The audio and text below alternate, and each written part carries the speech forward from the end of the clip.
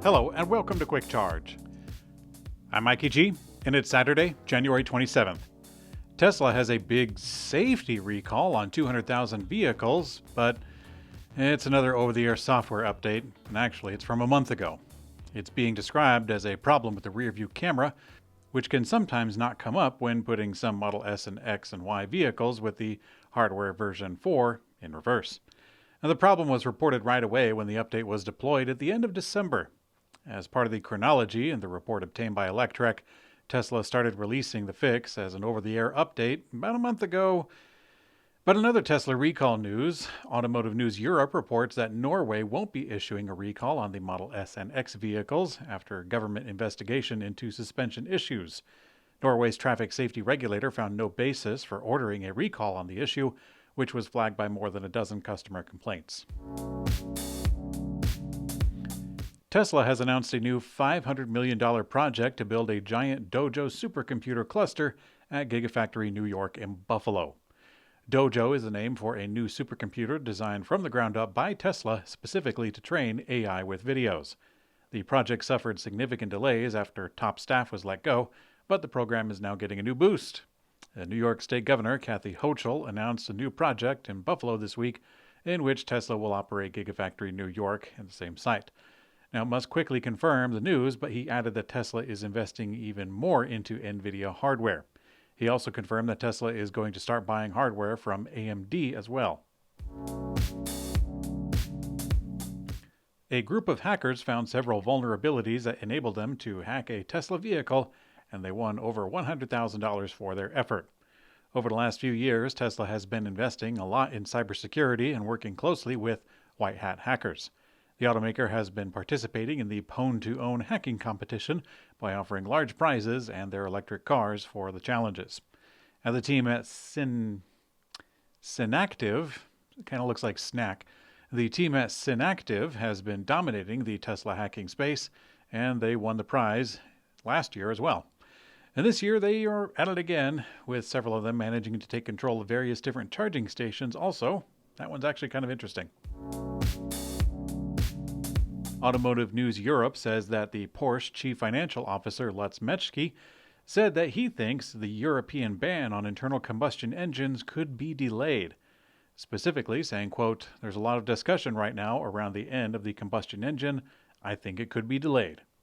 Now, according to the report, the slowdown in EV orders has forced the European Union to reconsider the phase-out plan, and consumers have been struggling with the lack of reliable charging stations and, of course, the rollback of EV incentives. As the European Union was pushing through with the new plan to ban the cars within last year, Germany pushed back, demanding an exemption for cars that burn something called e-fuels.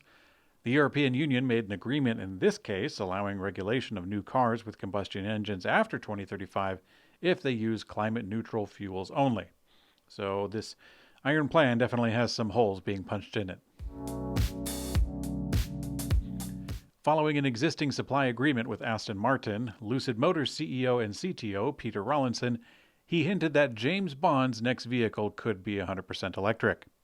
During a ribbon-cutting ceremony marking the opening of Phase 2 of their AMP-1 production facility in Arizona, Rawlinson said, quote, "It is little wonder that Aston Martin chose our Sapphire technology, and certainly Lucid will be powering the Aston Martins of the future. And a little bird tells me that maybe Mr. Bond will be powered by Lucid as a consequence." Now, this is far from final, and we've actually heard this dream come about before. Aston Martin promised to do the same thing in 2019 with their Rapid E concept, but it never came to fruition. I, for one, hope that this does happen because I want to hear what the sound designers for the movie come up with. We all know that electric cars don't make much noise, and the roaring and puttering of a gas engine and transmission is vital for making a racing scene really amazing. Our first fully electric NASCAR will be making its public debut during the Busch Light Clash at the Coliseum event in Los Angeles, February 4th.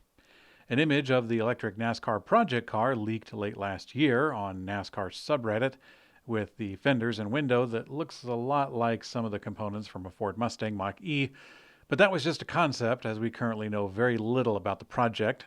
In Electrek's take, this will be another important milestone for electric cars in general. It's unfortunately common to criticize electric cars as slow and limited golf carts, and seeing one in action in NASCAR will change some minds out there, certainly. And in Electrek's public service announcement, we'd like to clarify that purchasing a 2024 Solterra from Subaru will not qualify for $7,500 worth of the federal tax credit. The car is not made in the USA and therefore does not qualify. That should be very simple, but here we are. A Subaru press release claimed that, quote, the 2024 Solterra will qualify for applicable federal tax credit of up to $7,500 for some owners. Now, what Subaru isn't upfront about is that the credit is available for customers who lease the vehicle, but not for those who buy it. Subaru decided on using the word owner to claim that the word owner also applies to people who lease it. I really don't think the bank sees it that way, but whatever, I don't know. When called out on the misleading word choice by Cars Direct, Subaru updated their press release to change it to the word customer, and they also added in the fine print, quote, when leased through Subaru Motor Finance. You know, I actually have a soft spot for Subaru somewhere in there. It's starting to erode. They are a fairly small car company by comparison, and they really know their market well, but it just goes to show how you got to be vigilant on the details. In today's community comment found on YouTube, there was a fairly lively discussion, one that I enjoyed reading through for the most part. There was a back and forth on comparing the Mercedes and Tesla systems. That was interesting.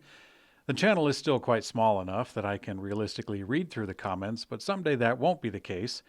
And to make that point very clear, I'm going to respond to a comment from Eric8186 who put in $10 saying, quote, Elon takes a lot of hits. Would like another 1,000 of him in the U.S. People underestimate China. Well, Eric, I think of all places, the USA would totally get the next Elon Musk's. Elon himself said that he was drawn to the U.S. for the business-friendly legal and social environment, so it makes sense. Someone like Elon may come along only once in a lifetime right now, but with the way the technology and opportunity are going up, I think the wait could be remarkably short in the near future. I think Elon's greatest quality is attracting and inspiring people to make great things. And I say things, and I really mean things, like items or objects that accomplish a task. I really don't see Elon as deeply philosophical or helping to conceptualize eternal principles of righteousness. I see him as being intensely practical most of the time. Elon is amazing, and he's done great things for the world by bringing about great things, but there is a risk. But that's my opinion. What do you guys think? You can let me know in the comments below. Thanks for watching Electrek. I'm Mikey G, and I hope you have a great day.